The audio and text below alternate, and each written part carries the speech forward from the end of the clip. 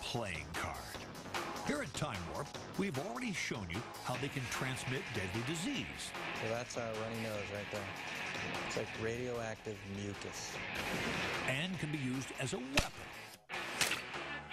But now, we introduce you to the fine art of cheating.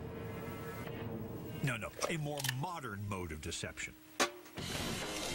And in true Time Warp fashion, we didn't just bring you one accomplished trickster, we brought you two. Dave and Dan. Or is that Dave and this is Dan? Anyway, the Buck Brothers. And their incredibly dexterous digits. What are you guys doing? Playing with cards. Playing? That's a slight understatement. These twin card sharks have taken shuffling and double dealing to the extreme. And they're going to show us how they do it. In terms of what we do, it's the hand is quicker than the eye, it's sleight of hand, we're just manipulating the playing cards. Okay, so even if we reveal, you know, the tricks behind you guys' stuff, it's still going to take people Yeah, I mean, you guys will see the secrets of our tricks, but good luck going out and doing it, you know, tomorrow for your friends, because it's taken us 12 years to master these techniques.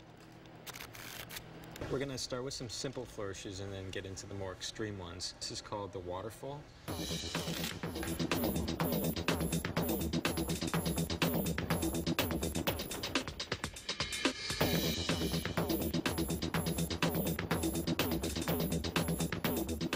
So the next flourish is called the card spring. It looks like this. This is another very old flourish.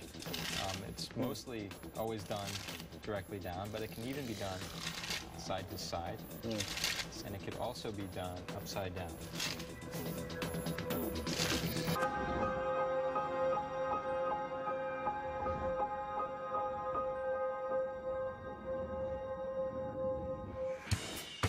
Okay, pop quiz. When is a 3 the same as a jack? Answer. When Dave, Dan, well, one of those guys gets a hold of it. So say we're dealt the 3. Okay. And then in an instant, you can switch it for the jack. One more time. Is it magic? We think not. So, to the slow-mo.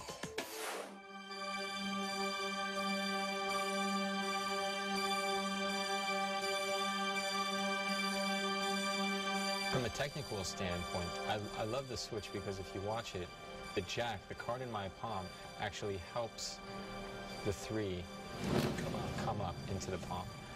So it's very mechanical in the way it was designed. Watch again. Regular speed. And now slow-mo. See where that 12-year-old learning curve comes in? Is this one of the first ones that you Okay, learned? flourishes and tricks are fine, but we want to see the good stuff, cheating.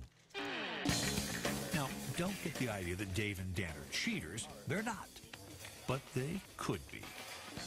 So let's deal from the bottom of the deck. I'm going to deal some hands of poker. So let's do 3. 1, 2, 3, or 4. 1, 2, 3, 4. 1, 2, 3, 4. And 5 hands to complete it. You need another card. Let's see how you did. Pretty lousy, man. Thank you. How did you do? Oh, with the aces. 4 aces? What the? Hey, how could Dave be so lucky? Well, luck has nothing to do with it, as our slow-motion cameras will show. Before he dealt, Dave placed all the aces at the bottom of the deck. Then his 12 years of experience does the rest.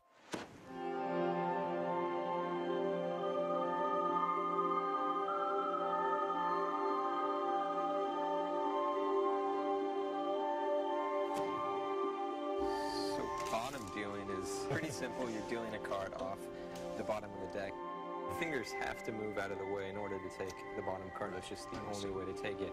But, you know, through practice, there's a way to eliminate that movement.